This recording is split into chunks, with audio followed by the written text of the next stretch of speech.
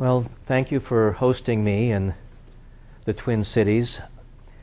One of my most important heroes is from Minnesota, Justice Blackmun, who served on the United States Supreme Court and was one of the most outstanding champions of keeping God and government separate. But today the topic is going to be in family. It's going to be about taking atheism to the general public.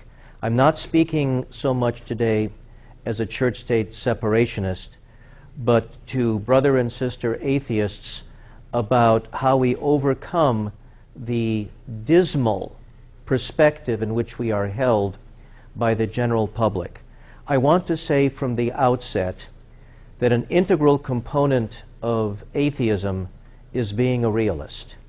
And that means that we will probably have to spend the rest of this century in order to achieve the recognition and even acceptance that we deserve now and have deserved for millennia.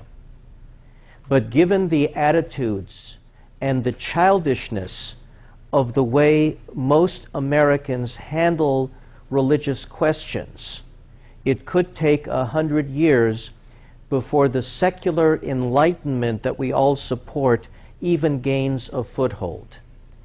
And if we understand that what we hope to achieve in terms of even the equal acceptance of the non-believer is not a phenomenon we're going to see in our lifetimes, then we will have a certain greater peace about our efforts, because it won't happen tomorrow.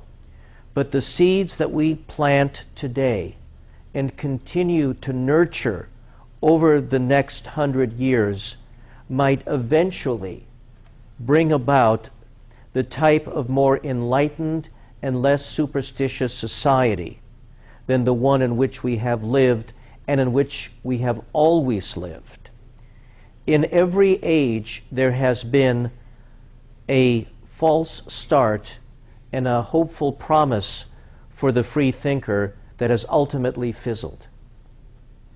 We had Spinoza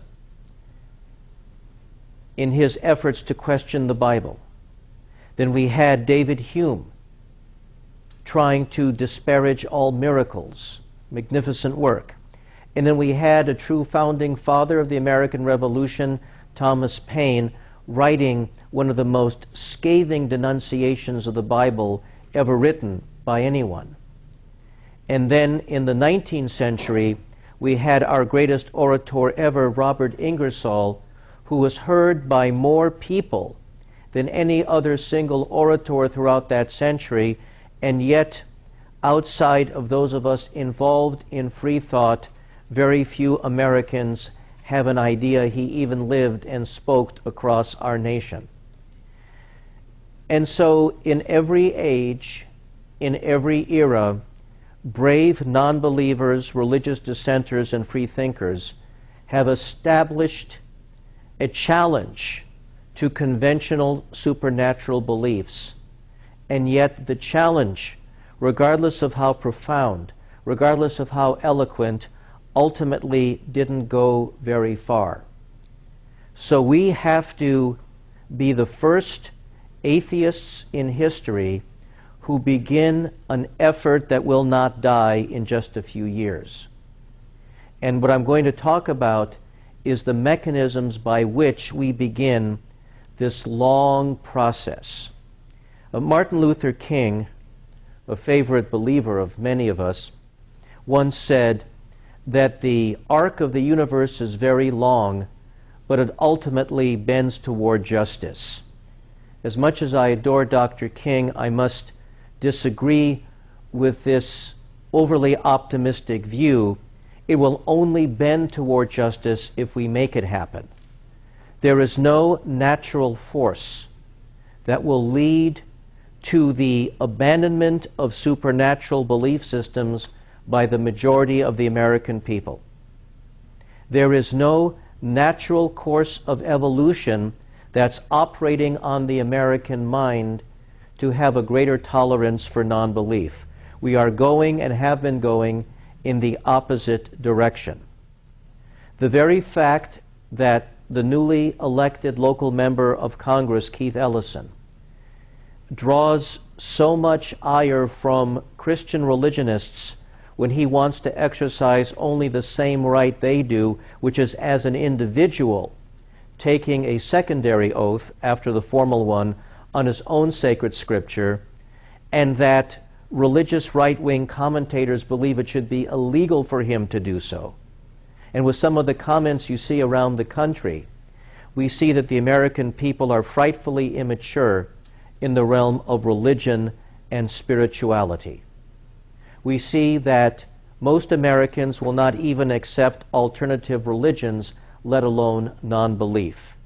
So how do we begin this long march across the arid desert of prevailing superstition and try to establish some degree of beachhead for atheism and for non-belief?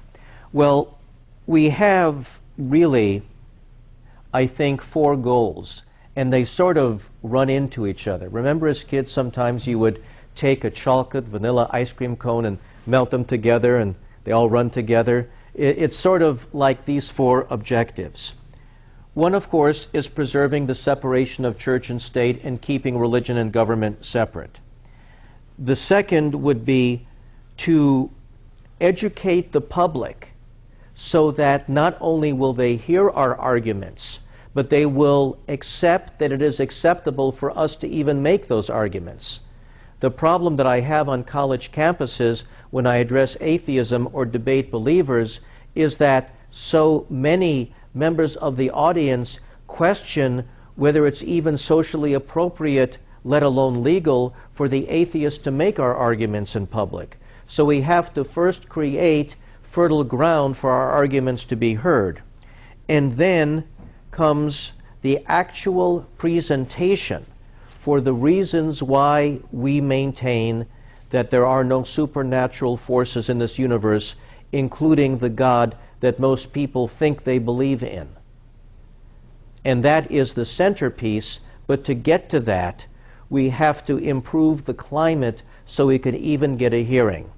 And then the final portion would be linked, of course, with church-state separation, but linked also with creating a more favorable social climate, would be electing as many of our own to significant political office as possible. And I want to deal with that component first. Polls have shown that more Americans will vote against an atheist than anyone else.